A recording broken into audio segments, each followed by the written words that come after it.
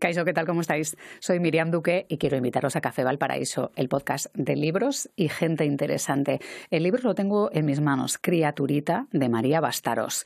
¿Alguna vez os han llamado criaturita? En ese tono. Bueno, pues eso es lo que le pasa a la protagonista Kayla, que ha perdido a su padre y oye mucho que se refieren a ella de esta forma. Ay, pobre criaturita. Pero esto tiene una doble acepción, porque también habla de criaturita, otra, la que tal vez vive en el fondo de un lago. El padre de Kayla, que es quien falta de su vida y quien la atormenta mucho por esa pérdida, era un prestigioso biólogo de la zona, pero es verdad que prestigioso, pero estaba seguro de que en el lago, llamado Milagros, existía una criatura oscura. Así que prestigioso, pero un poco de los de rechifle para el resto de científicos de la zona. El libro comienza con un mapa peculiar que nos habla de las zonas de alrededor, Mataagua, Aguas Altas, Aguas Negras, y todo como si fuera uno de esos mapas del libro de nuestra infancia, de los 5, de los 7 secretos, de los de Enid Blyton. Pero aquí, ojo, que no es todo tan naif, que hay un punto oscuro, porque en este thriller desaparece gente. Vamos a hablar en los próximos minutos de esta criaturita con María Bastaros, las ocurrencias y la música en directo de Ivonne Belandia y también el contexto cultural con Charly Mito. Café Valparaíso con Miriam Duque. María Bastaros, ¿qué tal? ¿Cómo estás? Hola, encantada de estar aquí. Bienvenida a Café Valparaíso con esta criaturita, esta obra que habla de distintas criaturas, de esos momentos en los que alguien te llama ay, criaturita, ¿no? Con cierto paternalismo y también de esos monstruos que puede haber, ¿no? Porque aquí hay un poco de todo. Pero la cuestión es que este libro empieza con un mapa que parece una ilustración de libro infantil, esos de Enid Blyton sobre todo, ¿no? Uh-huh. Los 7 secretos, los 5, ¿no? Esas aventuras infantiles. Y esto entiendo que tiene un poco de truco, pero me gustaría que nos contaras cómo empieza la elección de este mapa para esta historia que tiene su puntito oscuro.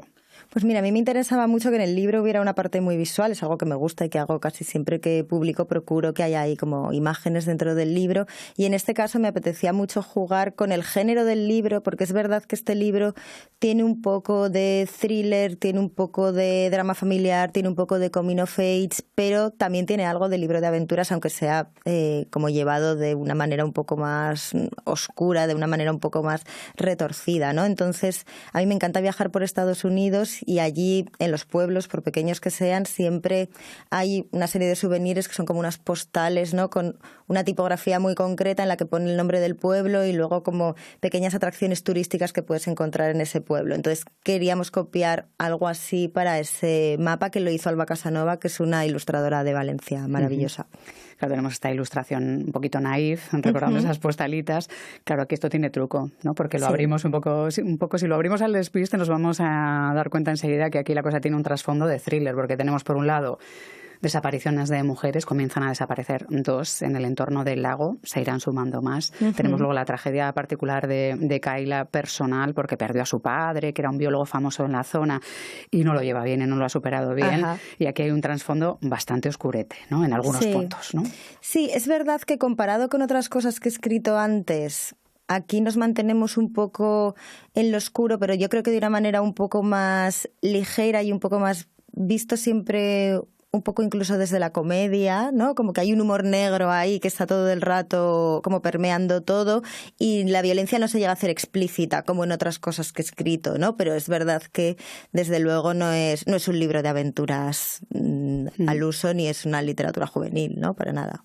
Iremos llegando, pero a mí hay momentos en los que me recuerda un poco a Twin Peaks, ¿no? Porque qué maravilla, pues me encanta este eso. surrealismo de conductores de autobús, bueno, iremos llegando a todo esto, pero sí que tiene un poco ese aire, ¿no? De que nos imaginamos pues un lago, un río. Es verdad que Laura Palmer era más jovencita que las mujeres que desaparecen en esta zona, pero bueno, todos los personajes excéntricos que rodeaban esta historia también se dan un poco, ¿no? En este pueblo. Sí, para mí desde luego Twin Peaks, Doctor en Alaska son un poco como mis referencias fundacionales de ficciones y me apetecía mucho contar esta historia que al final es una historia de personaje, de un personaje concreto y de sus relaciones familiares, pero que estuviera dentro de una comunidad aislada que tiene sus propios personajes, que cada personaje, cada habitante del pueblo entiende de una manera distinta la desaparición de estas mujeres, entiende de una manera distinta la existencia o no existencia de esa criatura, ¿no? Y poder ahondar un poco en este sentido de comunidad. Has dicho Doctor en Alaska. Mi serie favorita del mundo, me encanta. También me encantaba, me parecía una cosa rechiflante. En algún momento te lo he oído decir y el otro día estuve preparando la entrevista y escuchando Doctor en Alaska otra vez, ¿no? Para entrar un poco, que también eran excéntricos, pero más adorables, ¿no? Sí, Digamos, claro. Tenían un punto más abrazable. Es como Twin Peaks, si le quitas toda la violencia, Eso te queda Doctor en Alaska. Sí, en Twin Peaks intentarías abrazar a gente y dirías, claro, no se por lo que dejarían. sea, sería un poco más complicado. Oye, este lago Milagros, no sé si he leído en alguna parte o tengo la sensación de que puede tener un poco de lago Tahoe o alguna inspiración. Sí, o sea, yo en realidad quería hacer un lago, claro, yo estoy muy acostumbrada a escribir con geografía sirviendo como mi disparador narrativo porque es un poco lo que más me inspira, entonces pues yo igual voy a Monegros o a Nevada o a donde sea y luego escribo sobre ese lugar y todo parte de ahí, ¿no?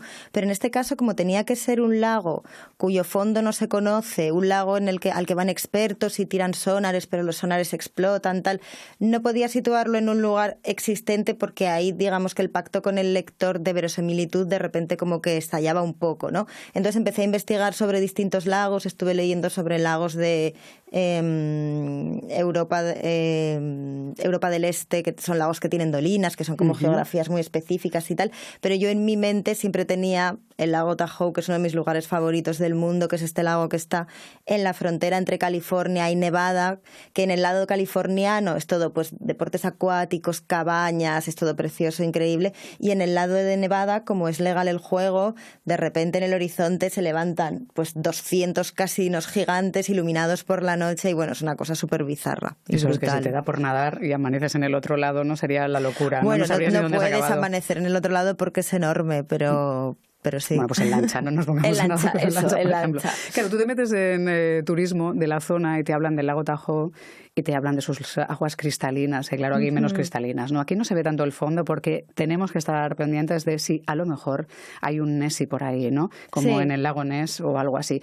Porque ya hablaremos del padre de esta mujer, ahora vamos a ir desglosando hija, padre, madre, un poco esa trilogía familiar, pero el padre perdido vivía para tratar de descubrir si había o no una criatura en ese fondo, ¿no? Que ahí cristalino no. Tiene que ser suficientemente oscuro y fangoso como para que algo así pudiera pasar, ¿no? Sí, el padre, de hecho, que es un personaje bastante extraño ya en su concepción porque es un biólogo, un hombre de ciencia que además aparece en la portada de Nature, que es como la revista científica más importante del mundo, pero él aparece allí porque está muy interesado en la criptozoología, que ni siquiera es una ciencia, es una pseudociencia que se dedica a investigar la posible existencia de animales que se les llama animales críptidos, que son animales de los que pues mucha gente habla, animales que forman parte de leyendas muy antiguas, que mucha gente asegura haber visto, pero de los que realmente yeti, no hay... ejemplo, ¿no? Claro, un yeti, un monstruo del lago Ness, etcétera. Y el padre está empeñado en que por las condiciones físicas concretas de ese lago y por unas bacterias encontradas en la capa bentónica y tal,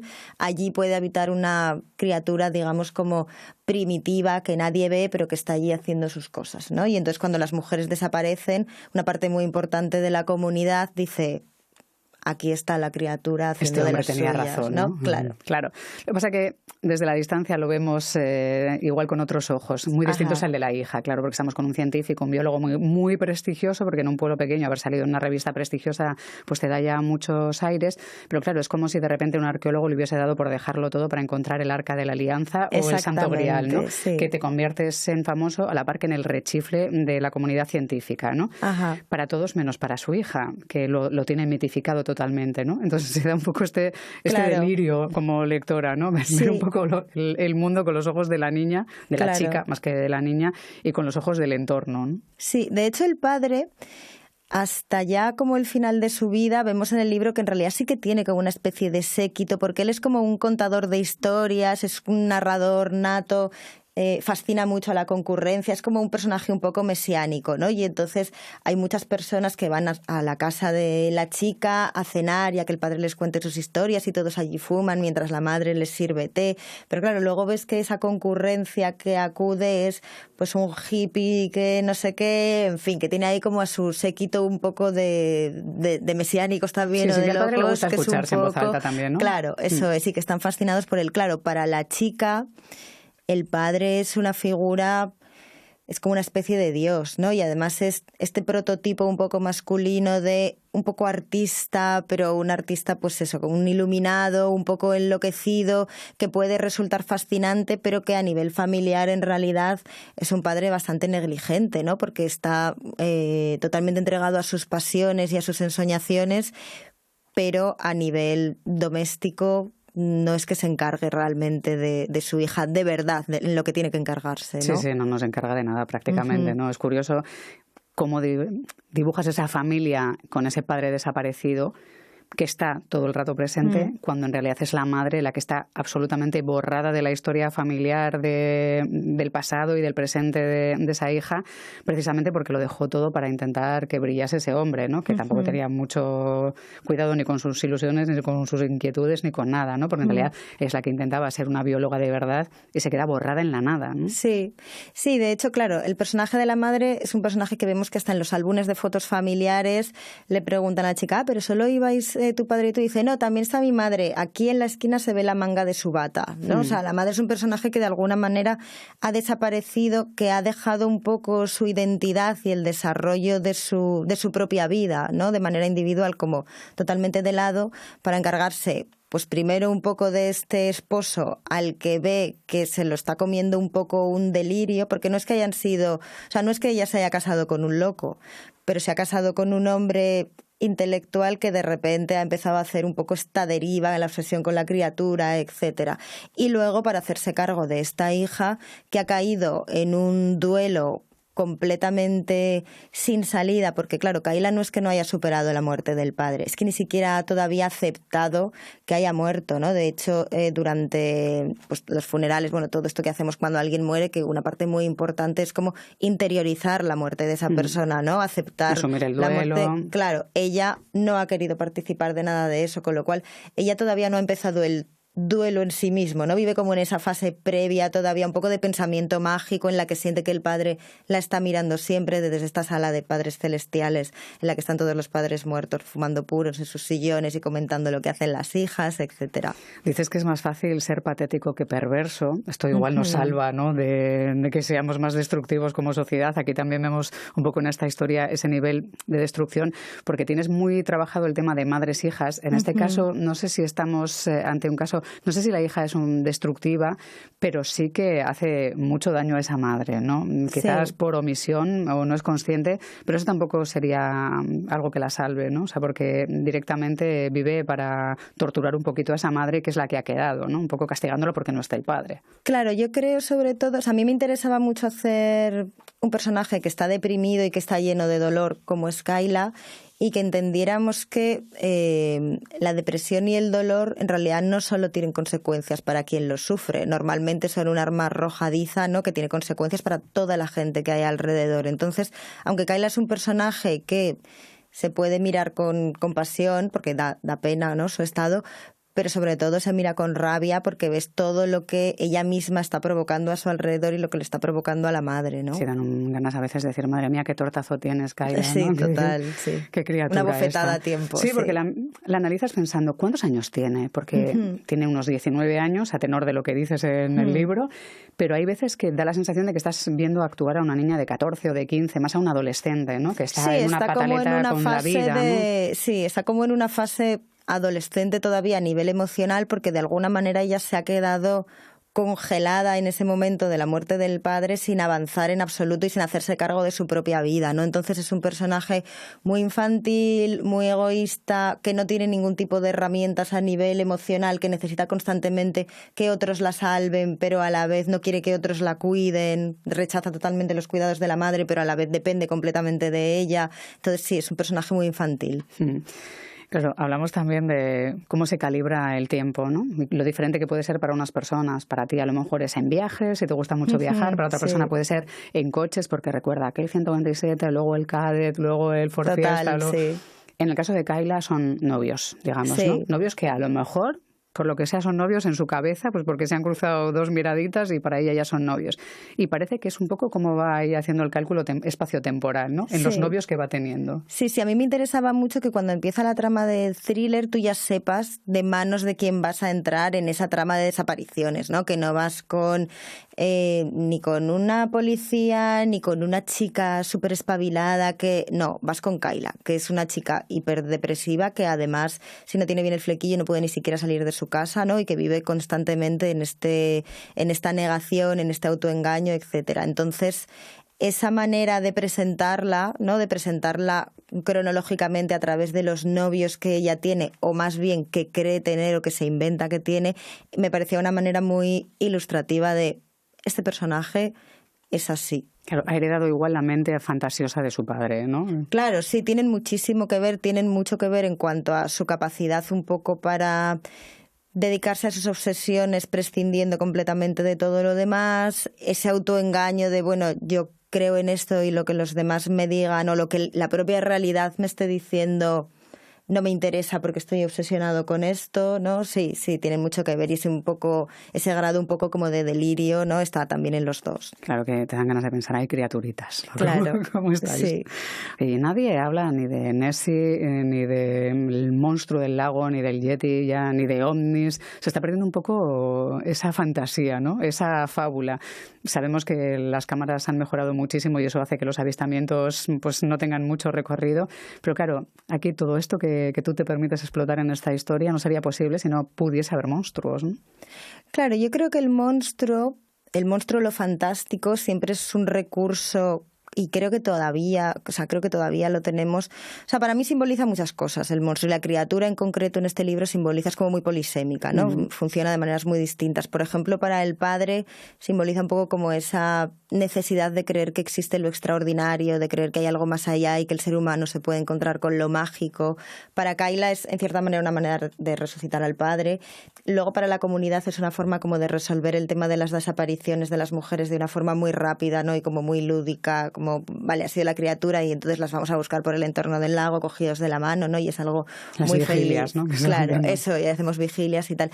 Y a mí, y para la madre, por ejemplo, es algo de lo que no quiere ni oír hablar, ¿no? Y a mí me interesa mucho todo lo que tiene que ver con lo fantástico, con lo sobrenatural, no tanto per se en un sentido de si existe o si no existe y quiero pruebas de que hay o que no hay, sino la mirada de las personas hacia lo sobrenatural, ¿no? Por ejemplo, pues me interesa mucho más que la existencia o no de los ovnis, porque durante la Guerra Fría, mientras a los americanos se les lavaba constantemente el cerebro con que iba a llegar un otro ajeno que les iba a intentar conquistar y que eran unas personas muy distintas a ellos y de repente se empiezan a avistar un montón de ovnis en Estados Unidos, ¿no? Porque es un reflejo de ese miedo a la llegada de algo desconocido que va a cambiar tu forma de vida, ¿no? Me interesa en ese sentido. En el fondo yo creo que nos cuentas que esto es un thriller oscuro, o nos cuentan, y luego vamos viendo que ese monstruo es más un monstruo de toda la vida, de los cuentos y de las fábulas, ¿no? Y estamos ante una suerte de cuento, ¿no? Sí, sí, para mí es una fábula totalmente, de hecho, sí. Hablando de cuentos y cuentistas, probablemente yo creo que es el momento de que sumemos a Charly Mito y a Ivonne Belandia. Se ha leído el libro y ha hecho dibujinchis. Motherfucking Charly Mito. Ivonne Belandia, ¿qué tal? ¿Cómo estás? Muy buenas, aquí estamos, dispuestos a importunaros un poco con muy bien, unas frecuencias. Para eso pagamos esto, para que nos importune gente que va Eso llegando por aquí, ¿no? claro. Y Charly Mito también está por aquí. ¿Qué tal? Muy bien. ¿También importunador o...? Sí, como siempre. Aportunar no viene nadie. Eso es. Aportunar lo que es portunar no viene nadie. Bueno, podría ser peor, que podríamos haber tenido que coger el autobús ahora mismo, porque en esta historia me fascina un poco el mundo de los conductores. Tenemos el lago Milagro, diferentes localidades alrededor, claro, no es fácil llegar hasta ellas, pero por lo visto los conductores que tú dibujas en esta historia están muy locos, loquísimos, ¿no? A un nivel en que la gente prefiere que vayan solos, porque van hablando solos, gritando a gente que ni siquiera está, entonces nadie utiliza el autobús. Es una cosa son loca. Un poco como generadores del caos. A mí me gustaba además como esto que hablábamos antes de la influencia de Doctor en Alaska, como empezar a situar un poco estos personajes así bizarros y me gustaba mucho como la imagen de una persona que va conduciendo un autobús por este sitio tan bucólico, tan maravilloso, pero lo que le gusta realmente del trabajo es como que puede ir gritando, que puede ir escupiendo en el suelo, que puede ir como poniendo a la gente nerviosa. Sí, gritando a nadie, ¿no? No pienso abrir la puerta cuando lleguemos a tu parada. Nunca. Y por un momento empiezas a pensar, ¿y si esto va mutando de Doctor en Alaska a Twin Peaks, ¿no? Claro, sí, tiene sus momentos, ¿no? claro, sí. Se hace una paradita del autobús, se abren las puertas y eso es una señora con un tronquito abrazado, que es una cosa que te gusta mucho a ti, que lo sé, ¿no? Sí, la dibujé en su momento. Sí, qué guay. Personajes. Bueno, Charlie, tienes ahí el cuadernito con multitud de preguntas para María Bastarós. ¿A que adivino cuál va a ser la primera? La primera siempre se la hacemos a todo el mundo que viene por aquí al café. Es, ¿cómo fue tu primer día de colegio, María, y si lloraste? Pues mira, es que mi primer día de colegio me acuerdo perfectamente de soltarme de la mano de mi madre y ir corriendo escaleras abajo, o sea, eso lo tengo súper grabado. ¿En dirección a la clase o en dirección a la clase? Muy o sea, bien. que estaba feliz, Una de mi equipo. Pero desde luego volví llorando, porque tuve una profesora bastante aterradora el primer año de colegio. Estoy hablando de primaria, porque el preescolar no lo recuerdo, pero sí, en primaria tuve una profesora bastante que encajaba mucho más en Twin Peaks que en Doctor en Alaska, entonces... ¿Y por qué era tan chunga? Pues tenía un ojo como completamente para arriba y un montón de cicatrices en la cara. Había tenido un accidente de tráfico tremendo. Sí, es que habéis abierto un melón bastante interesante, sí.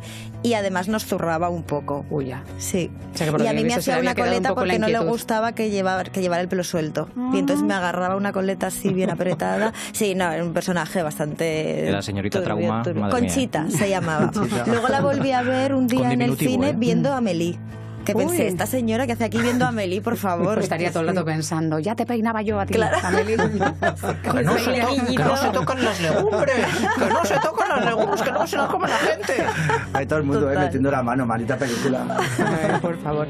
Bueno, o sea que hay como su traumita de llegada, ¿no? Pero todo iba bien, estaba un poco acercándose a mi team de, no estuvo tan mal el comienzo. O sea, mi expectativa, digamos, era alegre, pero luego la realidad pues me dio un batacazo. Bueno, pues nada, cosas que pasan. Claro, eso es una cosa que pasa muy a menudo, claro. Luego te preguntas, ¿sigues tejiendo? Es que te escuché en una entrevista que te empezaste a tejer en pandemia. Empecé a tejer en pandemia y dejé de tejer en pandemia. O sea, se me dio a tenor de extraordinariamente mal. Que, ¿no? Claro, cómo no. Se me dio muy mal. Y además a mí me gustan las manualidades. De la misma forma que otra gente dejó de hacer lives en Instagram, ella dejó de... Sí, yo dejé de tejer. Se me dio muy mal durante 4 veces. Normalmente las cosas se te dan mal como al principio, pero yo sé que luego no, que solo es una cuestión de insistir, pero en este caso no era una cuestión de insistir, se me daba mal y punto. Punto bobo, fácil. Era de con agujas muy largas y punto muy abierto, o sea que que se supone que no es lo más difícil. Además eran de madera las mías, o sea era como bonito, pero sí, muy nórdico eso, ¿no? Sí, claro, a pues mí se me dio, a mí muy la pandemia. experiencia que tuve es un estrés total. O sea, claro, y apretar mucho el punto sí, y todo estrés. esto. Además, se supone que tiene que ser una cosa zen. Yo ahora voy a cerámica y sí que me parece muy zen y me encanta, y además como con las manos, tal. Pero claro, esto es una cosa organizada, es una cosa un poco alemana, ¿no? Entonces no era para mí. Es muy del norte. Sí, demasiado. Queremos ver algo de cerámica, ya nos mandarás alguna pues fotito hago cosas muy bonitas, la verdad. Sí, se me da bien, está guay. Y luego también otra pregunta, ya pensando más en Kayla, en el autoengaño, ¿no? En el personaje. O sea, y analizándolo, pues el punto de vista sería nuestra sociedad. Puedes contestarme tú o yo te traigo varias opciones. ¿En qué se autoengaña nuestra sociedad? ¿En el amor, en el machismo o en la calvicie masculina? En todas esas cosas, en realidad. O sea, en el amor... Claro, en el amor, no sé, quiero decir, el amor es una cosa muy amplia, ¿no? En el amor romántico, un poco como sentido de vida y tabla de salvación, desde luego nos engañamos. Pero en el amor o sea, en el amor en general, en el amor de las amigas, en el amor colectivo, ahí no nos engañamos, ¿no? Porque eso es como a donde nos tenemos que dirigir. ¿Cuál es la segunda? Pues la segunda es el machismo. Bueno, seguro sí que hemos mejorado muchas cosas, seguro. O sea, mi madre se sacó las oposiciones estando embarazada y tenía un profesor que delante de toda la clase constantemente le decía que ella no tenía que estar ahí estudiando, que lo que tenía que hacer era prepararse la casa para recibir a su hijo. O sea, creo que eso ahora no podría pasar sin que media clase se levantara gritando, ¿no? Era entonces, igual de la clase de profesor de Conchi, ¿no? O sea, claro, eso es, el hermano, el hermano mayor. Gente que vaya. Ahí sí que hemos avanzado, pero bueno, también creo que hay un engaño en pensar que que hay cosas que se pueden superar del todo sin pasar por un proceso muy, muy, muy largo, porque quiero decir, el patriarcado es un proceso de siglos. Ya. Entonces, eliminarlo rápido me parece una cosa muy complicada, no es algo que está un poco incluso en el ADN. Y en cuanto a la calvicie masculina, a mí me da mucha envidia que la única cosa de los hombres que es como un poco... Bueno, parece que con los hombres siempre es como la calvicie y la altura, ¿no? Lo que se juzga, porque en las mujeres es todo, ¿no? Es como... Y resulta que con un implante capilar... Hala. Ahora sí. Bueno, Eso no ha se llegado hace demuestra, poco. no se demuestra. Mira al pobre Rafa Nadal, hombre. Ya. No sé, Hombre, no agarra. Hombre, pero No porque agarra. igual ha tenido mucho rato... Es la única tierra que se le resiste. ¿Eh? Pero Lo de se ahí hizo arriba. un implante capilar, Rafa Nadal. pero no ha cuajado. No Hombre, pues cuajado, porque se le ha suda vuelto a mucho por caer. el deporte, tiene la banda esta puesta todo el rato mientras ha estado Tiene compitiendo, mucha que eso roza testosterona. muchísimo. Eso genera testosterona que hace que los folículos de arriba... Pues me salen muchos anuncios. No me interesan nada, pero me salen muchos anuncios. ¿Yo qué le hago? Ya, yo sé cómo congelar Estoy en esa embriones, que franja. casi los puedo congelar y Sí, yo sí, también no, me sí, sale. Lo Estás que sea, ¿no? haciendo ahí un filón. Los cookies pues, tienen su propio criterio, ¿no? Que van sacando Encima folias. anuncios de estos que no te puedes saltar. Te voy a explicar lo que es un folículo. Pues explícamelo. Gente que tiene mucho tiempo, te digo, también para estar analizando el folículo. Ya. Bueno, pues no sé si nos quedamos con la calvicie, con el machismo o con el amor romántico. El amor romántico le damos mucha cera normalmente.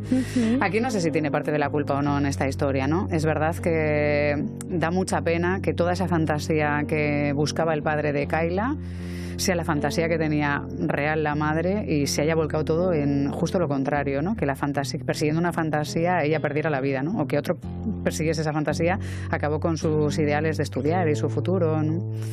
Me he enamorado yo de la creo madre que de Kayla. allí- Sí, para mí es un personaje, me gusta muchísimo. Es verdad que no podía ser un personaje como que estuviera todo el rato súper presente, porque parte de su identidad es precisamente esa ausencia, ¿no?